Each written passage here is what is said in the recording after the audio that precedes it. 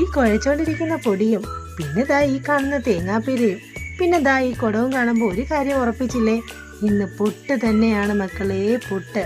അങ്ങനെ പുട്ടും നല്ല റോബസ്റ്റ പഴവും കൂടി രാവിലെ ഒരു പിടുത്തം അങ്ങ് പിടിച്ചിട്ടുണ്ട് കേട്ടോ. രാവിലത്തെ ജോലി ഒരുങ്ങി കഴിയുമ്പോൾ ഞാൻ ഉറപ്പായിട്ടും എൻ്റെ കൃഷിയിടത്തിലേക്ക് ഇറങ്ങാറുണ്ട്. കുറച്ച് പരിപാടികളൊക്കെ ഉണ്ട് കേട്ടോ ഇവിടെ.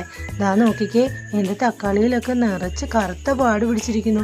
നിറയെ തക്കാളിക്ക പിടിച്ചാൽ എന്തായിരിക്കും ഇങ്ങനെ വരുന്നതെന്ന് ആർക്കെങ്കിലും അറിയെങ്കിൽ ഒന്ന് കമൻറ്റ് ചെയ്യണം കേട്ടോ. ആകെ സങ്കടമായിരിക്കുകയാണിപ്പോൾ. അവരെന്താ അങ്ങനെ ആയിപ്പോയെന്ന് അറിയില്ല.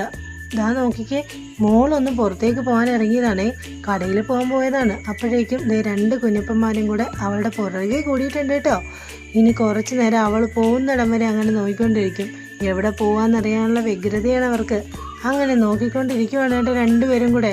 ഒരാൾ കൂടെ ഉണ്ട് കേട്ടോ, അതാ ഇപ്പോൾ ഓടി വരും. മോളി സൈക്കിൾ തിരിക്കുന്നത് കാണുമ്പോൾ അവനും കൂടെ ഓടി വരും. അവനെ കൂടെ കൊണ്ടുപോകാമെന്നറിയാനാകണ്ടാണ്. എന്തായാലും പോകുന്നത് വരെ അവർ രണ്ടുപേരും കൂടെ അങ്ങനെ നോക്കിക്കൊണ്ടിരുന്നു കേട്ടോ. ആദ്യം വെച്ച പയർ കുറച്ച് പിടിച്ചു കഴിഞ്ഞപ്പോൾ തന്നെ മുന്നേ കയറി പോയായിരുന്നേ. അപ്പം ഞാൻ ഒട്ടും തൊട്ടുകൊടുക്കില്ല എന്ന് കരുതിയിട്ട് വീണ്ടും വെച്ചിട്ടുണ്ട് കേട്ടോ. ഇതെന്തായാലും നന്നായിട്ട് കെയർ ചെയ്ത് പിടിപ്പിച്ചെടുക്കണം എന്നാണ് എൻ്റെ ആഗ്രഹം. അപ്പോൾ ഇന്ന് ഇത്രയേ ഉള്ളൂ കേട്ടോ. എൻ്റെ ചാനൽ ഒന്ന് സബ്സ്ക്രൈബ് ചെയ്യണം കേട്ടോ.